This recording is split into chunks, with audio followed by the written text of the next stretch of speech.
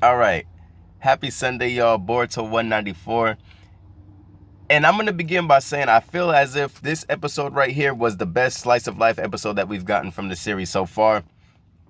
And I say that because it did three things really well. It blended humor, so although it being a slower pace episode, it didn't lack entertainment. They found ways to make us laugh while pushing the narrative further. We're getting more Kawaki development, more Kawaki trust.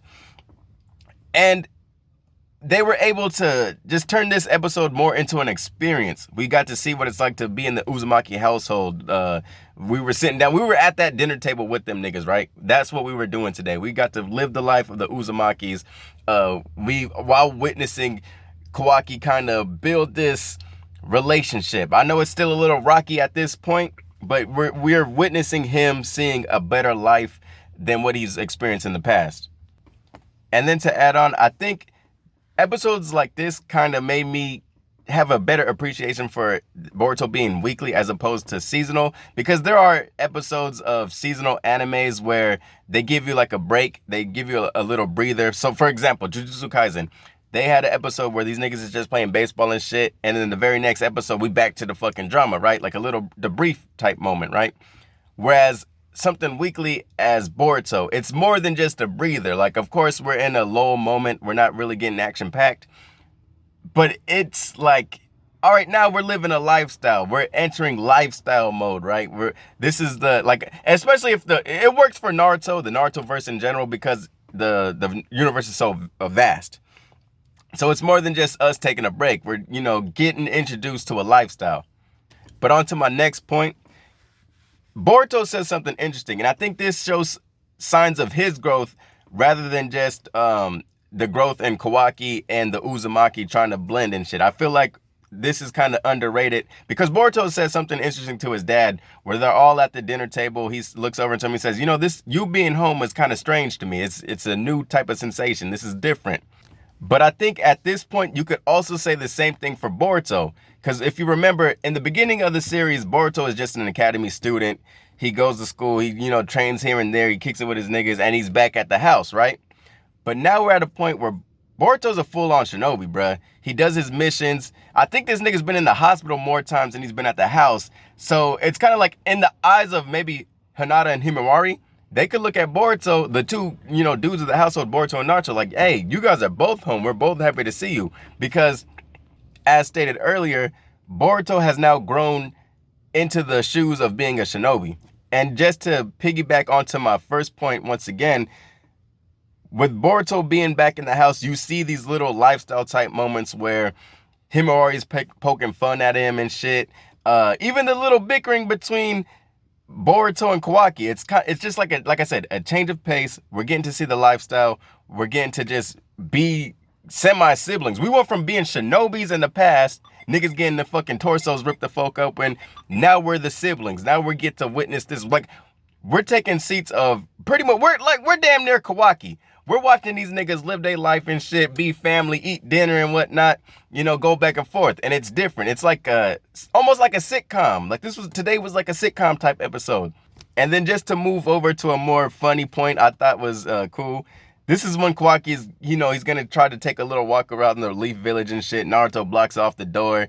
He kind of tosses him to the side like, look, my nigga, I ain't running away, bro. I already told you. And then Hinata kind of comes in and shit. She's like, she stops him. Kawaki's like, what the fuck you want? Like, nigga, what you want? And I just thought like that subtle roughness that Kawaki has, because like I said, he's still in the developmental stages as far as being a fucking good citizen of the Leaf or, just a nigga with manners in general.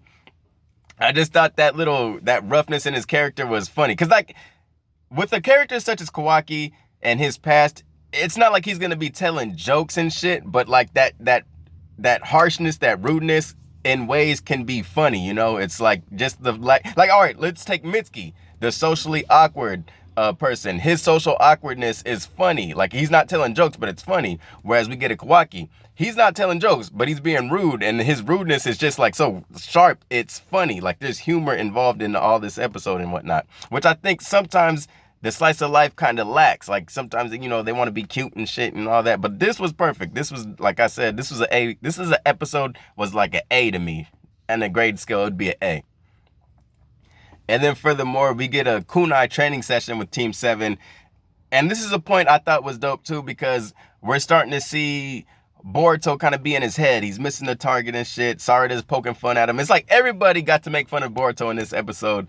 Kawaki, Himawari, Sarada, they're all going in on this nigga in this episode, which made it funny, you know? And something that Boruto mentions is having he kind of shows that he has a soft spot for Kawaki. They both have karma seals and whatnot. And I think that talk that he had with Naruto in the previous episode about Naruto's past and him being a fucking Jinchuriki, niggas not fucking with him, he was a threat to the Leaf Village and all that, he lived here. I think that had influence on Boruto, because, you know, he's venting to his friends and shit, and they start to have these conversations which kind of shadow the conversations people once had about Naruto as he was a child. We can't trust Kawaki, he's a ticking time bomb and all this. There's a moment where he says, look, man, at the same time, I feel for him and blah, blah, blah. He didn't get into the whole my dad's past and shit like that. And then, you know, Sarada starts poking fun at him again, like, oh, maybe he's not so bad after all. And this is what I mean by the humor. And I like when the animation gets to this point where Boruto's eyes are all drawn crazy, like it's like over dramatic and shit. And he's like, look, man, he is the worst. Like, fuck all that other shit I was talking about. Fuck that nigga, bro. That nigga asshole. But my favorite scene of the whole episode was the hot pot dinner. And this is like everything. They had everything in this one scene. They had symbolism with them all sharing the same bowl. Humor where they're eating meat, like Boruto's eating meat, Kawaki's eating meat. Boruto's like, yo, dog, like, come on, bro, you hogging everything. They're like, it's like a race. It's a competition. Naruto's like, dog, there's vegetables in that bitch too, you know, like y'all eating all the meat. Himawari's like, dad, you're doing the same shit. So like little shit like that kind of put the cherry on the top for this episode. And like I said, they're still pushing forward the narrative. We got to develop Kawaki. We have to get him to trust us and shit. Like, we're still trying. We're trying to, you know, genuinely build a bond with them more than just manipulate him into thinking we like him and shit. And I think when we get into the manga, because this was a manga canon episode, right? Whereas in the manga, we got as much backstory as we got was pretty much what we seen in this episode. We didn't get none of the past shit. We didn't get the whole Kawaki semi little mini film type shit. We didn't get none of that. But I think once you add on to all of those, like, we get all the anime exclusive episodes, make episodes like this more impactful. Because I was thinking to myself, how would we take in Kawaki if we didn't get any of his backstory? Like, what would be our relationship with Kawaki? Would people even like him, or would we just think he's an asshole? I think more people are sympathetic towards Kawaki because of the past anime canon or anime exclusive episodes. I think that kind of got people, I think those episodes kind of won the heart over for Kawaki and shit. Like, I think without those episodes, we just calling this nigga asshole, you know? But I'm going to end this video right here. Next episode, I'm hyped. Kashin Koji. I think Kashin Koji might be my favorite. I think he's my favorite. Well, he's my favorite card member. He's top. He's like a top favorite character, I think, in the Boruto anime. I fuck with Kashin Koji heavy. But I'm hyped. I got to see him in my preview. And I'm going to leave that there, man. I think I did pretty good on this video. You know, I kept it sharp, kept it clean. Peace. Happy Sunday. Love y'all niggas. See y'all next week. And yeah, that's another thing I wanted to say. I feel like we're now at a point where these weeks seem fucking long as shit, bro. Like, I couldn't wait for Sunday, and I already can't wait for next week's Sunday, dog. Like, I don't know about y'all, but it feels as if these weeks last too damn long, dog. But I'm in there here. Peace. Thank you. Happy Sunday.